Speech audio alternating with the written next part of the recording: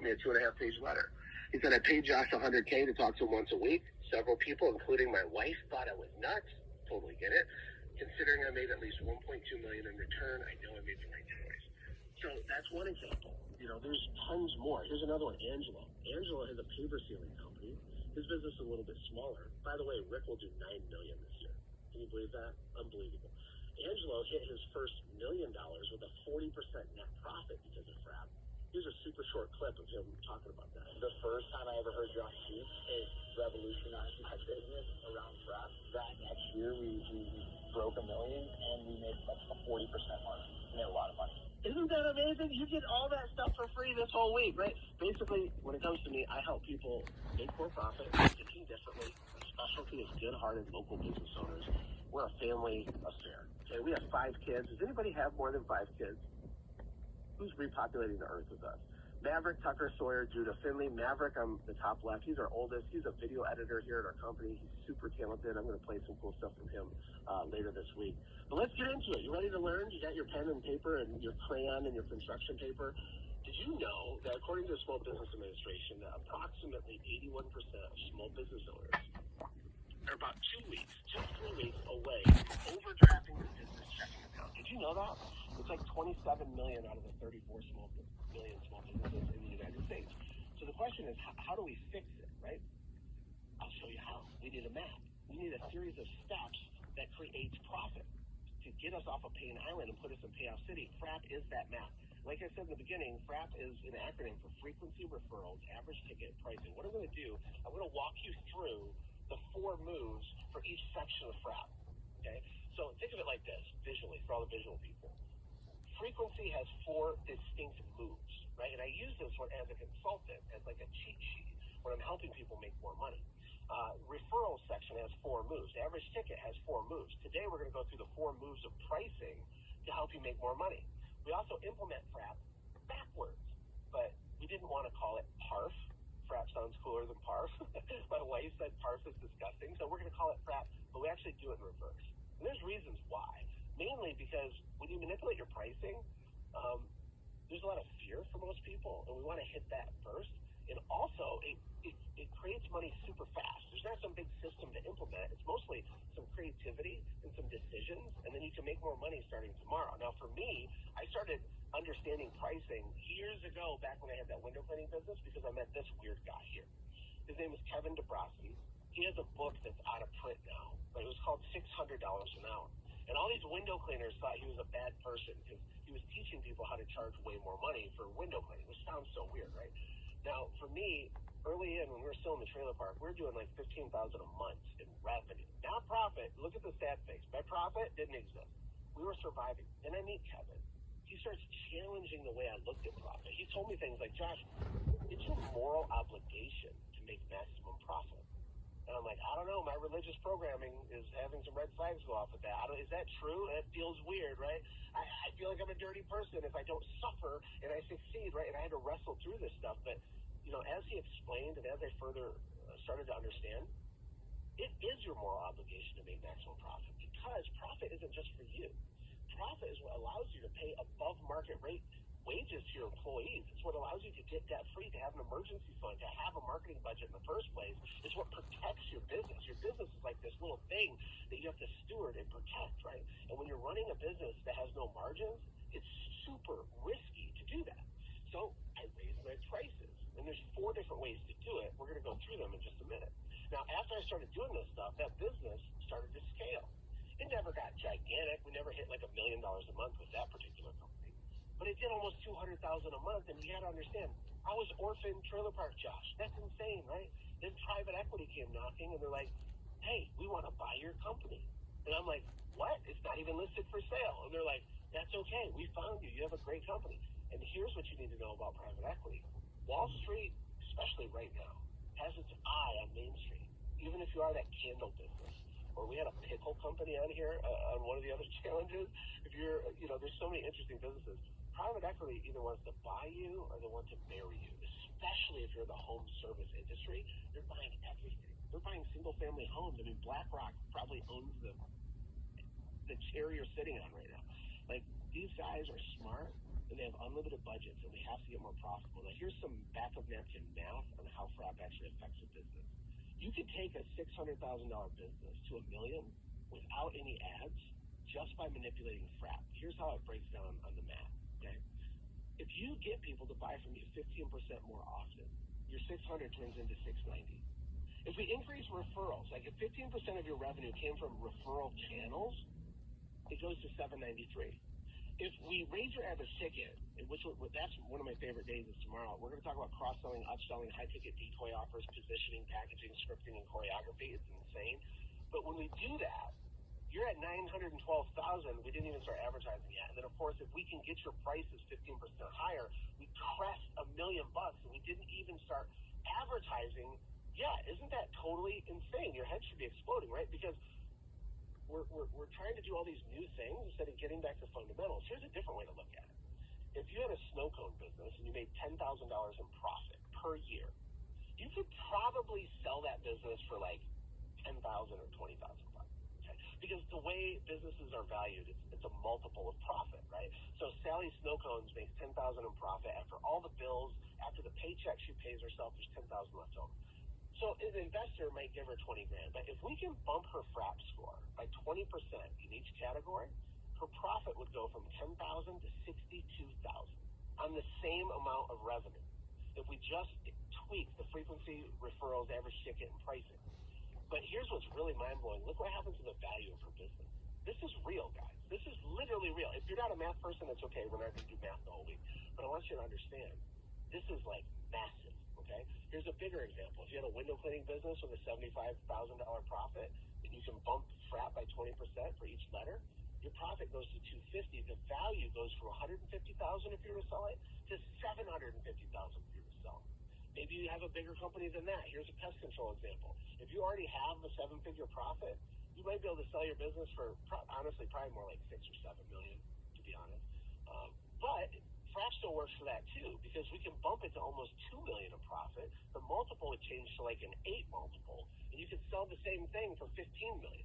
Okay, what's my point? My point is that pricing has a massive, disproportionate result on the money that you get to keep, and if you get hurt or you want to sell your company, the value of your business. Now, when we're little kids, we get told things like we need to stop acting our age, but in business, the exact opposite is true. You know, a lot of success principles are paradoxes or they're counterintuitive. When you're a kid, it's like, act your age. With your business, please do not act your age. Here's what I mean. You need to be charging right now the 3 to 5 years in the future version of your company's prices, okay? And there's lots of reasons why, but one of them is because cost of stuff is changing. You know, healthcare, materials. Who here has materials in their business, right? Are they the same prices they were last year? Are you raising your prices fast enough to keep up with it? And even if you were, you're not increasing your profit. You're just covering increased expenses, right? Yes, there's tariff stuff. There's economic uncertainty. Housing is crazy. Groceries. It costs like $37 to buy a package of bacon. Look, this isn't to induce fear. I don't have any fear. I'm more optimistic actually about the next 18 months than I have been in a really long time economically. But my point is we need to get your prices to match the future version of your company, because you don't have a big fancy office yet. You might not pay your employees benefits and retirement benefits yet, but you want to, right? You want to, so we need to charge really high profitable prices now so we can grow into that. Let's get into the 4 moves, okay? The 4 moves. The first move you want to consider is called a static price raise. Static. This is very simple, but understand the leverage here, okay? So here's my amazing hand-drawn doodle. It's not that cool, I know. But let's say that you're making a certain amount of old profit. Maybe you're making, 10% profit. Well, what would happen if you raised your price 10%? Well, I'll tell you what would happen. You would double your profit, meaning a little itty-bitty 10% price increase is a 100% profit increase, because all of the money above and beyond what you currently charge, for most businesses, depending on your model, but in most cases, you get to keep like all of it, right? Your costs don't go up because you charge more in most cases. If you pay your employees like a commission or pay for performance, they will make more, but so will you. And you get to keep all this money. Here's another graphic to kind of make it make sense. Let's say you do $100,000 in a month, okay? You have your small company, you do $100,000 a month in sales, and let's say that you're pretty profitable right now. You make $20,000 in profit. That's a 20% margin. Well, what would happen if we raised our prices 20%? Well, what that would mean, if you look at the graphic on the right, is you wouldn't do $100,000 in revenue. You would have done $120,000 in revenue. But you still pay the same amount of hours, the same amount of labor, the same amount of materials. Nothing changed except you get to keep $40,000 instead of $20,000. Warren Buffett has tons of different clips talking about how price elasticity and pricing potential is one of the main things he looks for when he invests in companies, because price has the biggest, most disproportionate effect on the bottom line, right? And so in the middle of this graphic, it says 20% equals 100%. That means that in this example, if this person raised their prices just 20%, they create a 100% profit example. Here's another even more brain-bending graphic, right?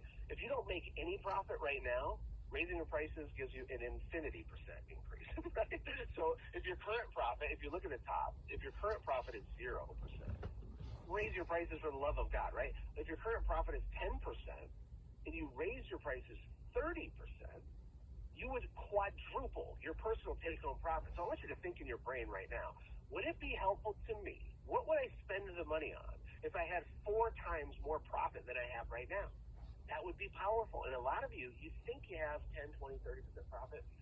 There's a chance you don't, but your accounting might be wrong, right? The point isn't to get a math degree. That's not my point. The point is to point out with this graphic that there's a disproportionate result that happens when you tweak your prices even a little bit. And you can use this if you want to screenshot it, right? But if you have a 15% profit, as it shows here, and let's just say you raise your prices 15%, you've 200% increased your personal take-home profit. Now, this is just the first move, so pay close attention, because the 4 moves I'm going to go through, they stack together and they compound. The next one is massive. It's called supply and demand pricing. Supply and demand pricing. Now, think about this. Most people, they actually charge the same amount of money no matter when people buy from them, right? So they have the same price in July that they have in January. And this is industry specific. I'll use restaurants as an example. They might be really busy Friday, Saturday, Sunday, but no one's there on Tuesday. But they charge the same price on Tuesday that they charge on Saturday. And so supply and demand pricing means looking at your company and saying, where during the week or during the month or during the year do all the people want my stuff, and where do they not want my stuff? Here's a graphic that kind of explains it, right? So with my window cleaning business, as one example, we have these 2 humps like a camel, right? And you can see in like May, June, July, Ashley's like, why did you say the word hump on the FRAP challenge? I'm talking about a camel, Ashley. Come on, get your mind out of it. Anyway, so there's May, June, July, we were really busy. And then like October, November, we were really busy. And so people say, well, Josh, are you just telling me I should just price gouge people? No, I'm not telling you to price gouge people. What I'm telling you is that your prices should cost more when you're booked a month out, when everyone wants your stuff, than they do when no one wants your stuff. And here's the right way to look at it. This is going to break your brain. If you can make this slide big, Cannon. So what I'm not telling you to do is to just, you have your old price, and then I'm like, oh, charge more when you're busy. That's not what I'm saying. What I'm saying is we need to raise your prices so much, like way more than you think. Maybe it's 50%. That way, we're always on sale, okay? Now, this will continue to make more sense as I unpack choreography and the persuasion of how to actually do this stuff throughout the week. But look at it like this. During January or February, you're 40% off. And during June, you're only 10% off. But you're always discounting, but we're discounting from an inflated price. This is massive. This changes the economics of your business. A buddy of mine needed cash. He sold a snowmobile. This is not his actual picture of a snowmobile. But I remember he had to sell it during the summertime in Michigan. Michigan's a huge snowmobile, like haven. And he only got $1,500 for a snowmobile. He saw his same snowmobile for sale in like January for $6,500. And that's not surprising, right? Because everyone wants a snowmobile in January. So someone flipped it and made $5,000 off of him. He was really sad, right? You're doing a version of that in your company. You just haven't thought of it that way. The third pricing move is called the client-specific pricing adjustment. Now, this is really juicy as well. Some of you might have like crazy clients. I can tell you my craziest story of all time. I went to a lady's house to clean her windows. This is, first of all, hand to God, okay? Look me in my good eye. I will not embellish or exaggerate anything I'm telling you. This is true. I can't believe it's true. It's 100% true.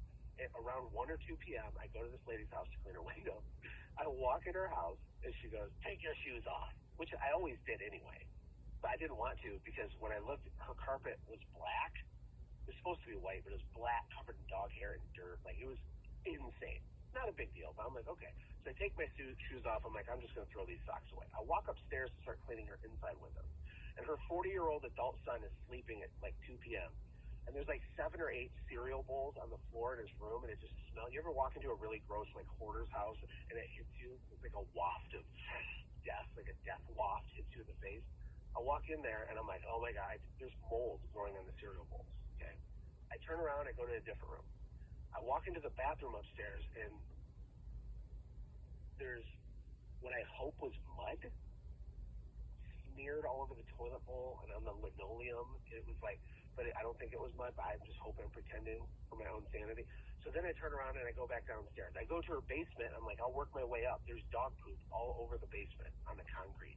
Like 500 piles of it. It's literally biohazard. I walk back upstairs. Now I'm in her kitchen, the main level. She has, the reason I have a chicken wing picture on this slide is because her kitchen table is all eaten foods stacked on top of each other, like the Great Pyramid of Giza, except the Great Pyramid of death, biohazard, eaten food. And I'm trying to clean a window without gagging, and I look over, and this woman was pooping with the door open. True story, making noises, pooping with the door open. Now, at this time, when this happened, I was still poor. I was questioning all my life choices. I almost quit. I went home to my wife. I'm like, my high school guidance counselor was right. Like, I'm never going to amount to anything. I'm a loser. Like, how is this my life? The reason I tell you that story is maybe you're thinking right now of a crazy customer that you've had, because I bet you've had one. And we don't want to charge the same prices to them that we do to everybody else. A lot of us are held hostage by our customers, and that's not okay. You didn't get into business to be like, held hostage by a maniac Karen who's going to leave you a 1-star Yelp review, right? And so, in a way, I want to empower you. But it's not just the crazy customers, it's also legacy clients. So because you're a good-hearted person, there's a better than average chance, and I would love if you told me in the chat this is you, there's a good chance that you have people that have been paying you for your stuff for 5 years or 3 years or 10 years, and you love them, okay? I get it. They love you. Old Sally, Sally is such a good customer. And you don't raise their prices ever because you feel like they're going to leave. You feel like you're going to disappoint them. And you want to honor them, right? But here's the thing. When I go in and consult, or private equity buys a company, they don't have that emotional baggage. And what they do as part of the pricing moves is they stack on a legacy price raise. Now, here's why this is important. Maybe you need to raise your prices 15% in general, but you might need to raise them like 50% for legacy clients. You need to think about that and do the math on it.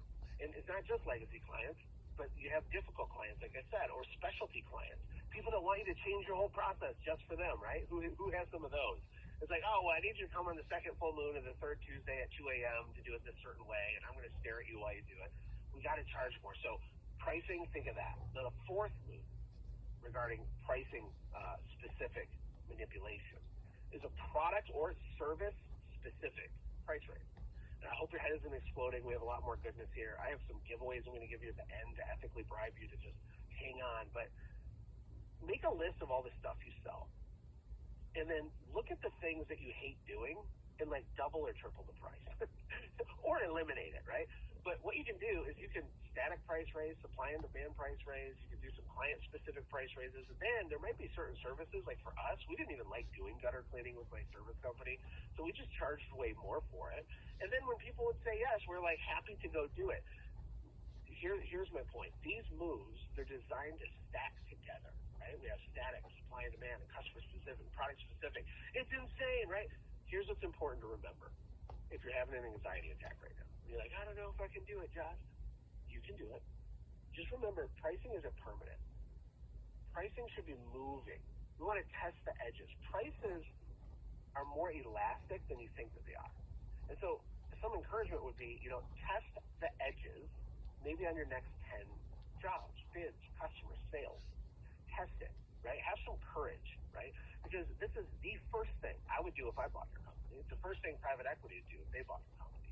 And in 99 out of 100 cases, nothing bad happens at all, right? Now, be careful, right? Because if you roll out like a tone deaf price raise, or if you're too aggressive, it is true that things can go wrong, right? Like you can't, bad things could happen. I don't want you to lose clients. I don't want you to lose money or lose your sanity or any of that stuff. I certainly don't want you to put your business at risk. I read a story of Netflix. Years ago, they had this like tone-deaf price hike, okay? And this is an article from CNN. And they lost $80 billion in 3 days. They lost 800,000 subscribers in 3 days because of the way that they rolled out their price increase. Everyone like mutinied, freaked out on them.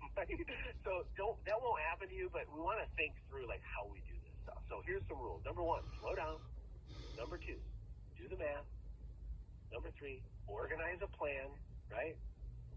Number 4, get a second set of eyes on it, if possible, because our IQ is 100 points less when we work in our own business. And then number 5, obsess over the choreography of it. Do the math, but it's really all about the nuance of how you roll this stuff out. And I love this little silly graphic here. So imagine FRAP, the acronym, frequency, referrals, average. That's just the logic part. The way to get FRAP to actually work for you so that people happily pay higher prices and don't even think twice about it is choreography and persuasion. So think of that as like a wrapper, a blanket. We have a phrase at our company that everything is marketing and marketing is everything. And what do I mean by that? Well, if you're a parent, who here knows that parenting is marketing, right? Like the way you get anybody to do anything is marketing. Because my definition of marketing is choreographed communication or to make known, right? And the way that you make known your new prices matters. The thickness of your literature, the tone of voice on the phone, the emphasis, the pacing, the mirroring. There's like all this stuff. And so I want you to think about that because it's all about the nuance of like how you acquire direct, the way you implement FRAP. And throughout the challenge, I have a whole other training on the choreography part that will give you, that will be available this week during the challenge. It's all going to make sense. I know you're drinking through a fire hose, but if you can, find a mentor that understands the FRAP map. Some of the people on the challenge today were brought here by a FRAP certified consultant. That sounds fancy. It kind of is fancy. But these are just regular home service and local business owners, online business owners that have already used FRAP to make a lot more money in their own business, and they run small accountability groups. So if that's you, I just want to give a shout out to you. Be like, what's up, person that's here from them? Because that's awesome. We spread the gospel of FRAP that way. Here's some practical hot tips to make it rain. So, all right, let me take a sip of water. And who wants to get a hot tactic that will be a $10,000 idea? Anybody want a $10,000 idea? I'm about to drop it. If you want to give me a fireball, I'm going to take a drink of water. I'm going to tell you how to word and roll out your price raise announcement in a way that will break your absolute brain and make it not weird at all. Okay, are you ready? Oh, I got the fireballs.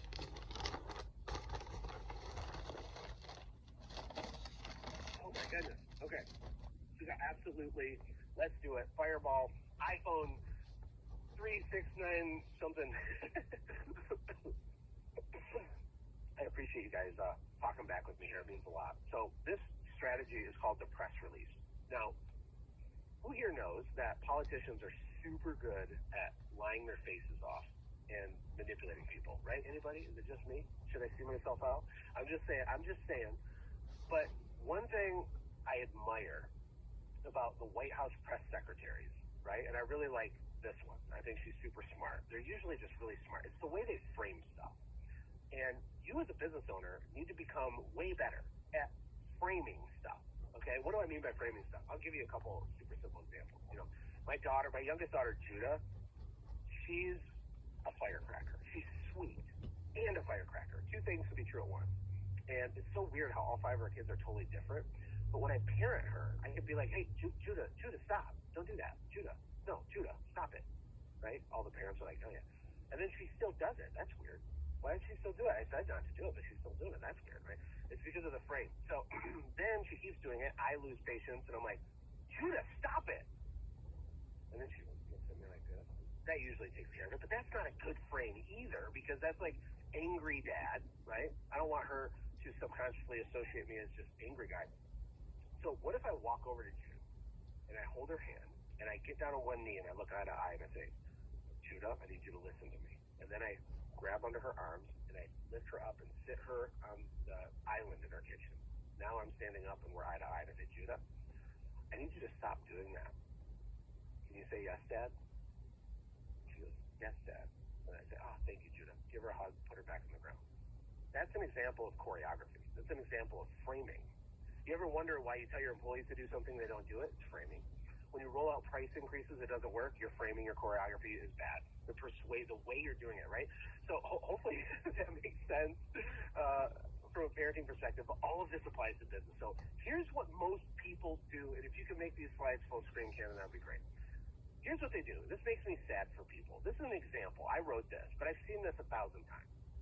They're about to raise their prices. They feel guilty because now they're a naughty boy or girl. I'm a naughty person for getting paid what I deserve. I have to be lashed and whipped. And so they send a letter like this or an email out to their customers.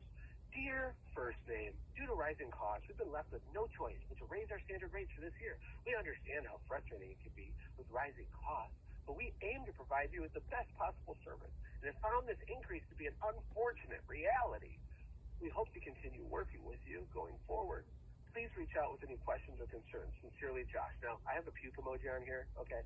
Because people that send letters like this out, typically, they're literally the best business owners. They do a better job. They treat their staff better. They're ethical. They do the right thing when no one's looking. Like, these are the best people. All the bad guys, they don't send letters like this out. It's all the good people, and they're cutting their own legs out. And it's crazy. Look, read this. It says, we hope to continue working with you. What are you talking about?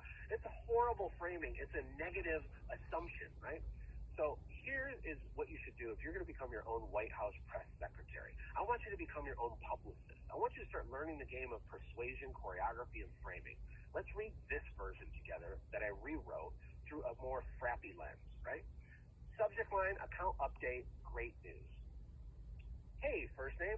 As the busy season's about to come into full swing, we wanted to inform you of 3 exciting announcements for 2025. Number 1, all customers, including you, will now automatically be upgraded to our personal property protection guarantee at no additional cost with each service we perform.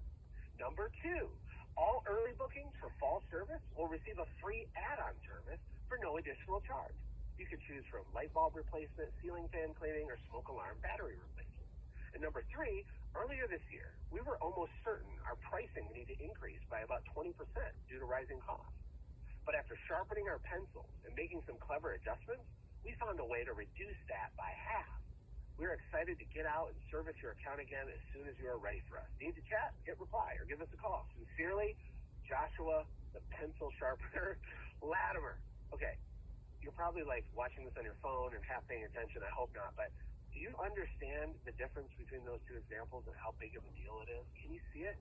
Can you see it? Are you guys getting this? It's all about framing. You see, this isn't the only way to roll out pricing. But what we've done is we've taken a negative and we've embedded it inside of 2 positives. And we also reframe the negative to be a positive. This is exactly what the White House would do, right? It's like, Mr. President, why is this bad thing happening? And then they would, like, the words that come out of their mouth make it sound like this.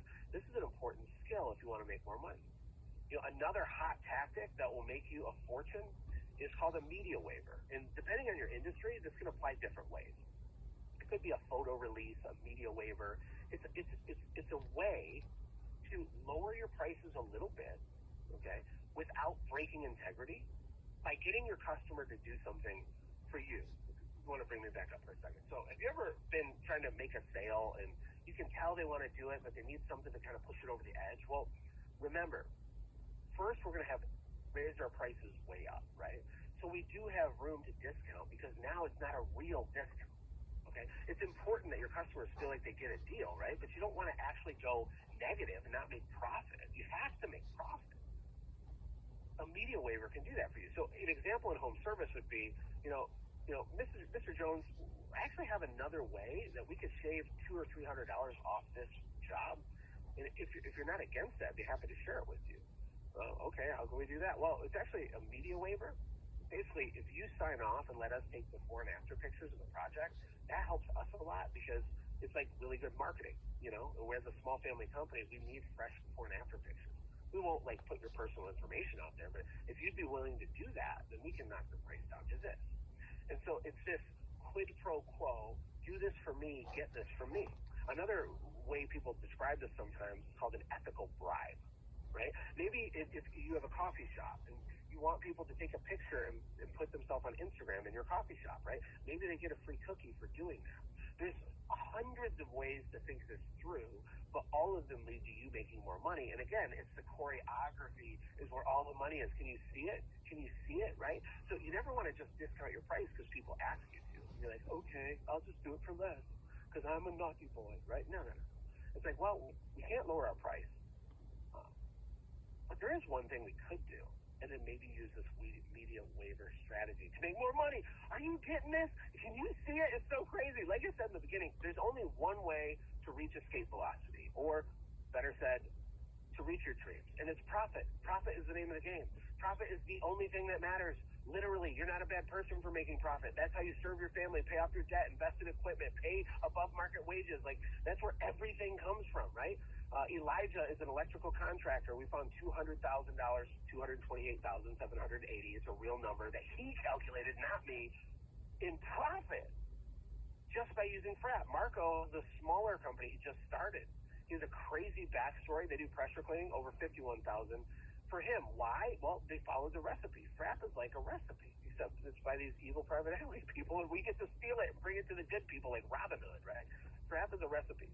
If I gave you the recipe for cookies, it would look something like this. It's like you need flour, eggs, butter, sugar, chocolate chips, baking soda. Now, things can still go wrong even when you have a recipe, right? So Judah, she could have these ingredients. Judah's my youngest daughter.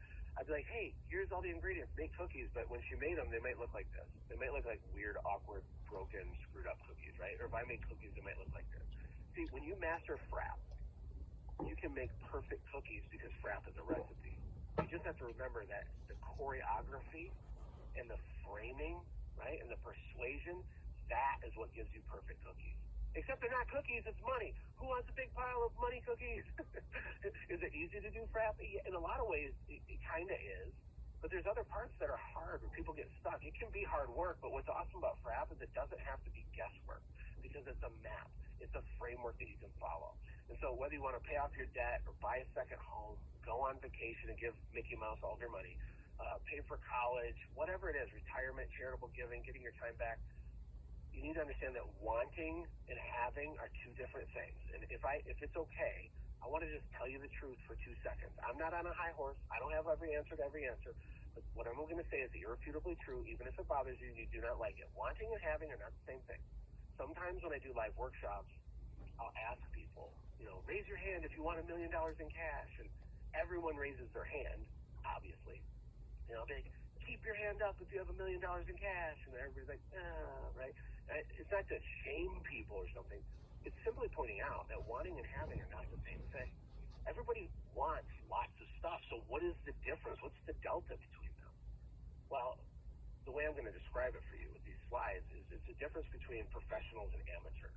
And so my invitation to you is to choose to go pro for your own self and look at your business as a professional. You actually have the earning potential of a professional athlete, even if you sell candles, even if you have a yoga studio. You literally do. It's just math, but you have to go pro. And here's just some of the differences between pros and amateurs. See, pros are producers. Amateurs are pontificators. Amateurs want to think about getting ready. They're getting ready to get ready, right? Pros are active. Amateurs are passive. Pros are deciders, right? They decide, they make decisions. Amateurs are told what to do by the media, by other people's opinions, right? Pros anticipate. And what this means, this one's deep. They live in a state of anticipation because they have a vision for their life, right? Amateurs live in anxiety. This goes back to that orphan mindset thing we were talking about. One of my favorite quotes is, don't make a career out of laying the groundwork, right? Don't keep getting ready to get ready. If you're going to do this and you're spending an hour every day with us this week to try to better your situation, do it. Like, show up and go all in, or what are we doing? Because you're going to still be an amateur pretending that you have professional dreams, and nothing's ultimately really going to change. And I'm not trying to be hard. I want to tell the truth. I've done this a long time. And I got to be real. FRAP doesn't even work that good unless you really do make the decision to go pro. It doesn't work that good unless you master this persuasion and choreography piece of it, right? Like this graphic that I had up here. It's about how you do it, especially tomorrow. Like tomorrow and Wednesday are my favorite days of the challenge. Friday has some insane training bonuses I give you if you're here for Friday. All of them are good, but this choreography thing we're going to cover a lot more tomorrow. We have a saying around here that everything is marketing and marketing is everything. This is our graphic. We have it on t-shirts, right? I think dating is marketing. The way you get your employees to do things is marketing. The way that you sell, the way that you raise your average ticket and do FRAP is this choreography thing, right? Here's a short list of some of the elements of persuasion. We got to think about timing, targeting, pacing, nuance, pre-frames, reframes, seeding, anchoring. There's hooks and loops and stacking and word butter and languaging, proprietary language, there's future pacing, there's more. There's all this stuff. I'm not saying that to overwhelm you, but there's like levels to this, right? And I have an extra training that's available for you for free during the challenge for those of you that want the more advanced stuff, okay? Now, if you started your business 5 minutes ago, maybe you don't want the advanced stuff yet, but I can't fit in a full persuasion training in the FRAP challenge, and I didn't want to muddy the waters. So each day of the challenge is like pricing. We just went through the 4 pricing moves and how they stack. And then tomorrow's average ticket is just about average ticket. So what I have this week while it's still up is you might want to write this down, or I'll have my team put a link in the chat too. This is another free video you can watch. And you go to this URL. This is really unique. You've never seen a trainer do it like this. And I've actually done it like this for years. I did this the first time about 4 years ago, and it broke people's brains. So this URL, Watch Josh Pitch, is really weird. Let me explain why it's weird. Open this up in a new tab. You don't have to watch it today, but if you have time, do it. It'll be up this whole week during the challenge. When you go to watchjoshpitch.com, what's going to happen is 2 things. Number 1, I'm going to present a presentation to you that's generated millions of dollars in sales for our company. And I want you to try to pay attention to why it's so effective. And there's 17 different ingredients of persuasion that I use in it. This isn't fancy, weird stuff. This is stuff that applies to coffee shops and contractors and dentists, lawyers, and cleaning companies. But I want you to look at it through a unique lens of what is he doing? Why does he tell that story? Because when you are selling your stuff and raising your average ticket, like we'll talk about tomorrow, these are absolute firebomb tactical things that you can weave into your messaging, just like more candles or whatever the case is. And what you're going to do is you're going to go to Watch Josh Pitch, and as you're watching the training, at the end of the training, I'm going to send you a breakdown of what I did in the training, right? So you have to watch it first, but then I give you a breakdown of all the pre-frames, what seeding is, how do you future pace someone, why does that create so much extra money, and all these 17 ingredients, okay? And to get that, you just watch it. Now, during this video that you're watching, I make an actual offer for one of the programs we have here. And you don't have to buy it at all. But if you want to buy it, that's great. But I want you to look at it through a non-skeptical learning lens, because, a lot of people are so weird about getting a pitch that their brain shuts off. And I have a secret for you. We don't get what we want. We get who we are. We don't attract what we want. We attract who we are. And so a lot of small business owners, they're bad buyers of stuff. And that's literally why they struggle selling stuff. So you can eat popcorn and watch this presentation. No, like sorcery will happen to you. But try to take notes of what do you think is happening. Watch the presentation. And then we'll send you a bunch of bonuses and stuff that you can do. It's a really cool way to learn. That way you can do it at your own pace, and I don't muddy the actual challenge content, okay? Because at the end of the day, you have to know things other people don't know. So you can do things other people can't do if you want to have things other people can't have. Now, my wife tomorrow is going to be giving away some Do Hard Things t-shirts, which is totally insane. We also have some challenge homework that you're going to want to do for yourself if you're playing all out. And just by doing the homework, you'll be entered to win a whole bunch of Do Hard Things shirts. We're going to give away a bunch of them tomorrow morning. And this is powerful. What I'm asking you to do for today's homework is quantify your top 3 dreams. What does that mean? What it means is I want to know the math and the numbers on how many years it's going to take you just to achieve your top 3 dreams. Here's an example. If you want to be debt-free and it takes $237,000 to become debt-free, okay, write down $237,000. If you want to save $100,000 in cash, because maybe you've never done that before, okay, that costs $100,000, right? If you want to go on dream vacation and it costs $25,000, and you're trying to top 3 dreams, let's just say that they cost $362,000.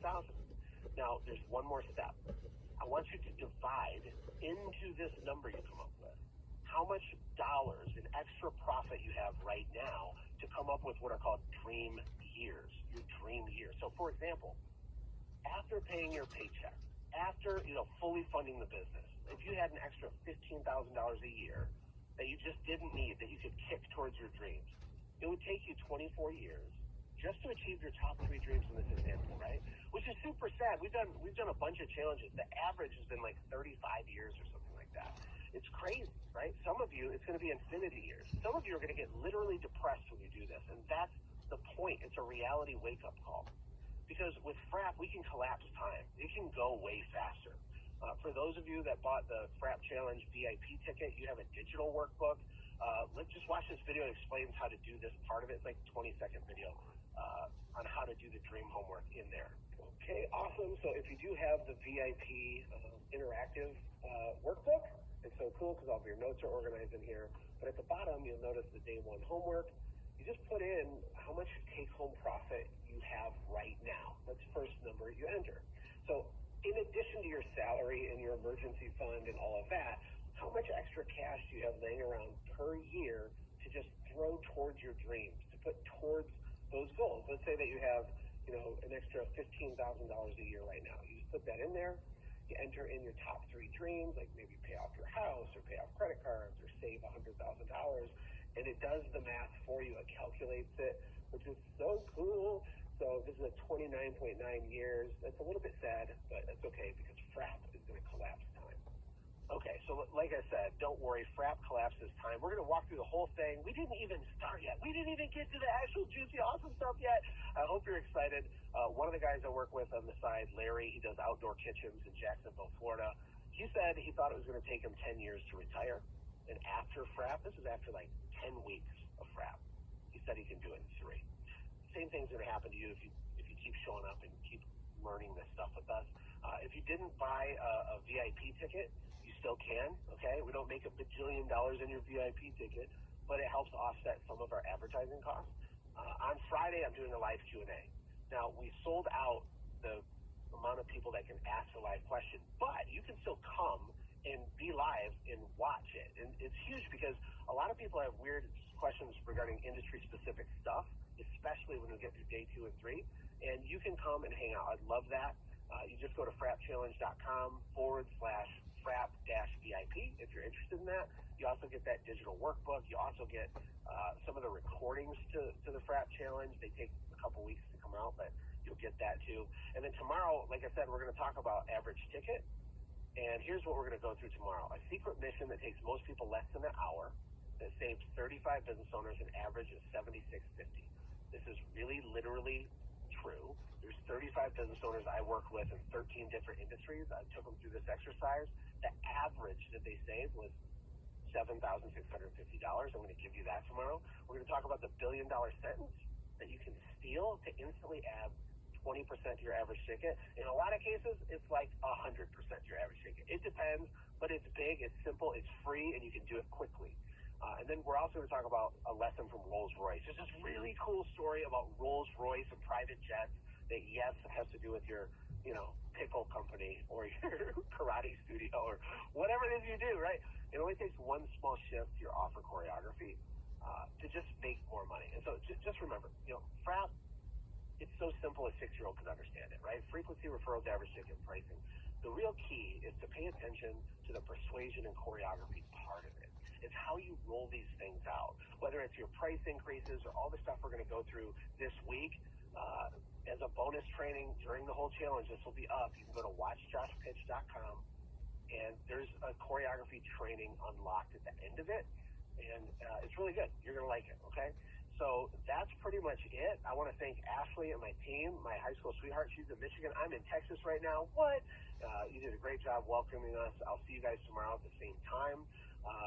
And that's pretty much it. So, Cannon, I'm going to stay on just for a minute and talk about FOPO, but if you got to go, I'll see you tomorrow. Just open a tab for the Watch Josh Pitch training if you want to learn that. And do your homework so you can win a Do Hard Things t-shirt tomorrow. Thank you, everybody. I see lots of thank yous. Thank you. I appreciate you. What I was going to do is hang out for like 3 to 5 more minutes and talk about FOPO, because one of the things I've noticed is most people don't have an information problem, actually. And some of you are smarter than me, but have a way smaller result than I've gotten. And this is actually common, right? The reason your bank account doesn't reflect your brain account is because of FOPO. And FOPO is kind of this acronym I use when I'm running coaching groups with people that I've just kind of figured out. It's an acronym for fear, overwhelm, procrastination, and overthinking. And so here's what I want to do. It's sort of a call out and sort of an encouragement. Do you go to events and take lots of notes and then not do stuff? If you do, it's because you're a human. I do that too. That's a problem, right? And the reason that happens is because of FOPO. There's some sort of fear, there's an overwhelm, there's an overthinking or procrastination element in our brain that prevents us from having success. Some people describe it like, I have 1 foot on the gas and 1 foot on the brake. Can you relate with that? Can you relate with that? 1 foot on the gas, 1 foot on the brake. I'm going to achieve my dreams. Self-sabotage. Anybody? Is it just me? Okay, Brian says yes. Dr. Amber says yes. Krista, yeah. Thank you, Krista. FOPO is fear, overwhelm, procrastination, and overthinking. And I just want to address that because I had a guy boxer me last night who's in one of our programs, and he said that he doesn't know why he's not doing certain things that he knows he should do. You know, there's even a Bible verse where Paul says, why do I do the things I know I shouldn't do?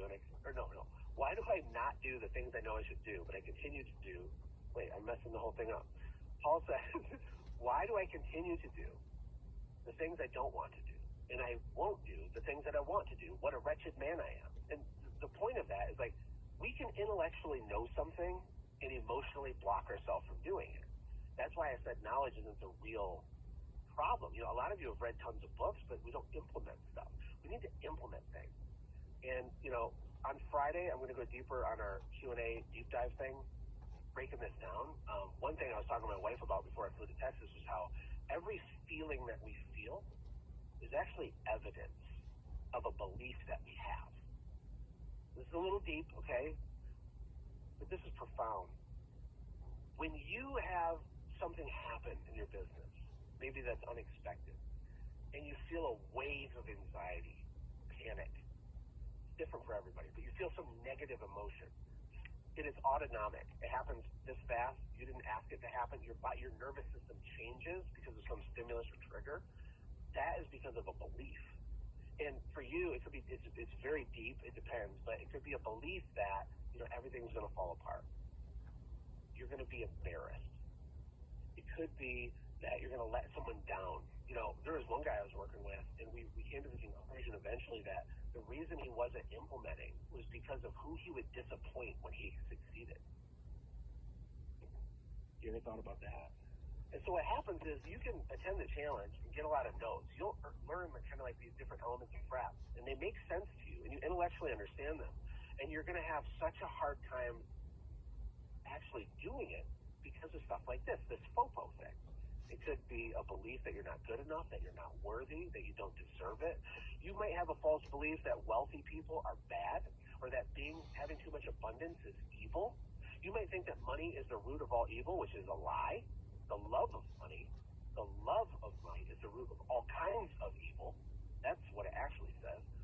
And all these things sabotage your ability to succeed. And the reason it bothers me is because the good-hearted people finish last in business. The narcissistic people crush it. They just go do stuff. I want you to go do the stuff, right? So my invitation for you is just to take this serious, show up, you know, come on Friday. This is the VIP thing, and just watch the Q&A with it. You know, go to the bonus training that we have at Watch Josh Pitch. Try to figure it out and learn. You know, conversations never hurt anybody, and you learning never hurt anybody. And I want you to keep in the back of your mind this whole week this idea of FOPO. And I would love if we could use the chat, and I want you to notice your own nervous system through the whole challenge. Notice your own nervous system when you watch the training at Watch Josh Pitch. What does it feel like? Notice your nervous system when you get overwhelmed on day 2 with some of the tactics. What happens and what belief is associated with that negative feeling? So I know that's a lot. We really do want to help you. For everybody that's still on here, thank you. We'll see you tomorrow. Thank you, team. Cannon, Will, Krista, Ryan, Ashley, Eric, Leslie, Who am I missing? Am I missing someone? Probably. I'm offending someone on accident. I appreciate our team. This is so much work to do this. Thank you. God bless. We'll see you tomorrow. Bye for now, everybody.